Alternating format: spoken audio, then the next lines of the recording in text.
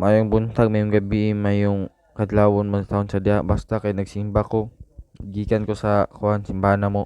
Pauli na din ko ana siya din. Nako giri siya ana kadali. Ni kapit ako sa mong gym. Then ya pagabot ana gyabra na atong banana chips na akong lutoon. Ken before ko niya to sa simbahan ako na nang gi slice daan. Oh yeah. Grabe gyud kay kalisod magkuan gyud magnegosyo og banana chips. Dapat tarong yun yung mantika gyud.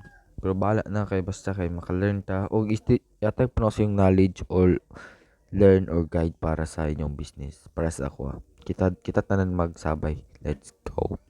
So ako nang gibot ang kalha, then ya pa ng suga, yes painit sa ang kalha so pagibotang nimo ang banana chips nga gipait ang kalha plus mantika. So ako nang gibot ang mantika, ako nang gibot ang tanan, wala na og gi-capture kay kapoy na Gabriel na grabe ka dugay oy.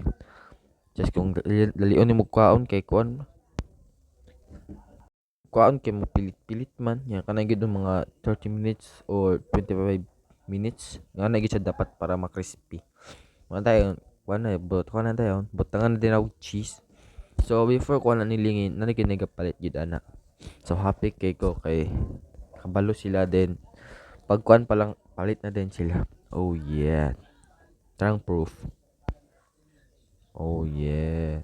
Pabalan tas nakali. Tag 15 ra gid din na siya. Ang pagpalit sa saging kay kuan 50 nga na. Ang cheese din kay 30. And then ang kahoy kay naraman ka tatay. Og ang kuan ang sa mantika 45 is na pag yun nagpalit. So kung nahalin ana kay kuan 100 130 kay na nangutang isa. Then before nag-end akong kuan content napay nagpalit kay napaman to yung nabilin duha tong isa kong gikaon oy gabi ka gutom. Basta kay bahala na ko niya basta kay kaon. Pero na-enjoy gid ko na gid kay no bisan unsa na ka nakuha na kuha na ko akong negosyo sa nga nira nga paraan na pagpaningkamot. Sada good day siya guys bisag unsaon. Pero at least na ko na learn balag sometimes manggod nga di na to mahurot ang baligya basta kay naka-learn ta. Let's go.